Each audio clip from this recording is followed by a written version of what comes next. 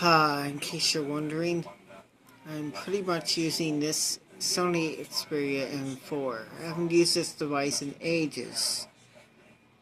I finally got the software updated on it.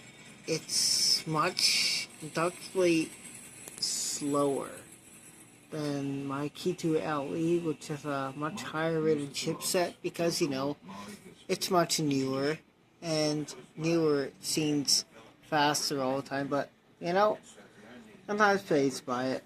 I don't care.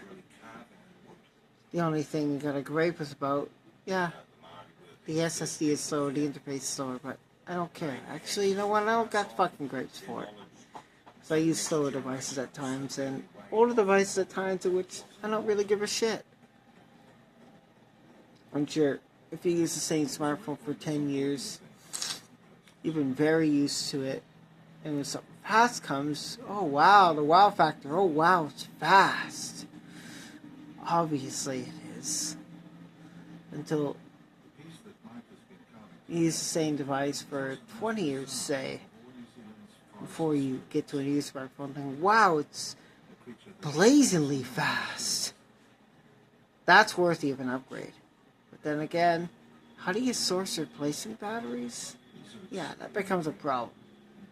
But as long as the firmware becomes available where, rooted firmware, root your device, you can update Android to the latest, whatever that's available, pending it's actually not rendered obsolete and all that, and pending is still working on new firmware, like Android 10, for example, you can flash it onto that device and be able to take advantage of it. Let's just reference a Samsung S5/Neo. You can get Android 10.0 on that thing. Yeah, not joking. I don't have the device, but you can get that. But as for the battery, they don't make that no more. Which leads you to a problem. You have to basically, if you can, cut, if you're not going to be hurting the circuit board, the plastic enclosure that seats the battery and keeps it constrained to the dimensions wider, so you can put a thicker battery in, a wider battery that fits the same contacts. And yes, you can actually do that. You can use any sort of battery that, as long as it meets the Samsung standards, it'll work. With Sony devices, you basically have to use what Sony standards are. Even if it means hodgepodging and, cutting the connector, resoldering it to the new battery, and then connecting it. Yeah, a bit of a challenge if your battery's fucking sealed inside the unit. But I'm sure it's not difficult to the enthusiasts that want to keep using the devices until the flash memory is all, flashed out.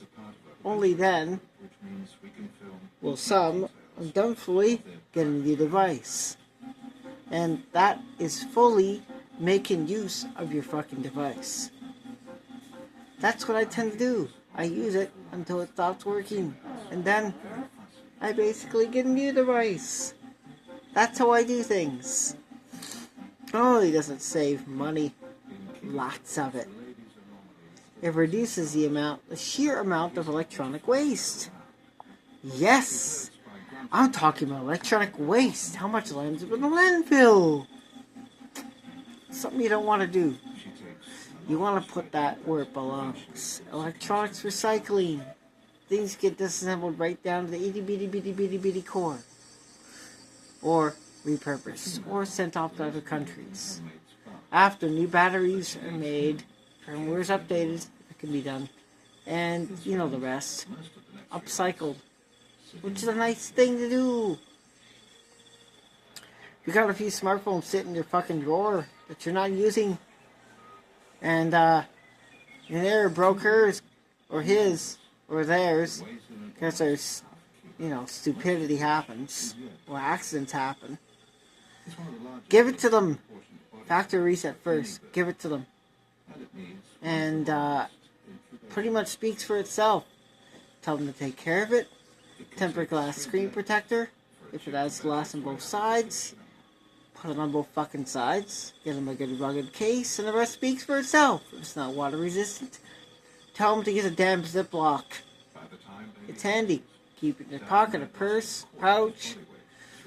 You know, when it starts raining, put it on. It may look a bit funny, but it's going to save your device from getting fried. You know what I mean? Electronics and water don't mix, especially if it's not water resistant. This device is, thankfully, but I don't dunk it. You know why? Because I think it's a fad. It's improving.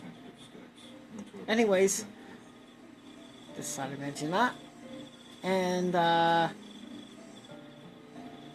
I tried using the open source open camera. I tried the 4K HD hack. Didn't work. Didn't work. Couldn't support it. Even though it supports taking still photos at that resolution, it doesn't support taking video at that resolution, which sucks dick. But whatever. I don't give a shit. Anyways, not much to be said. I'm glad I'm using this device again. Doesn't have a physical keyboard, but I don't care. Fact is, I'm using it, and it works, and it's handy for video, and, you know, all devices are. Doesn't matter. And notice I do not use a teleprompter in any of my videos, because it's stupid. Because I do one takes, and that's it. Just like this video was made. One takes. And my attention span isn't all over the place today, which you probably noticed. Anyways, that's all I gotta say. Cheers. Have a good day. And since the weekend, drink up, motherfuckers. It's the weekend. Cheers.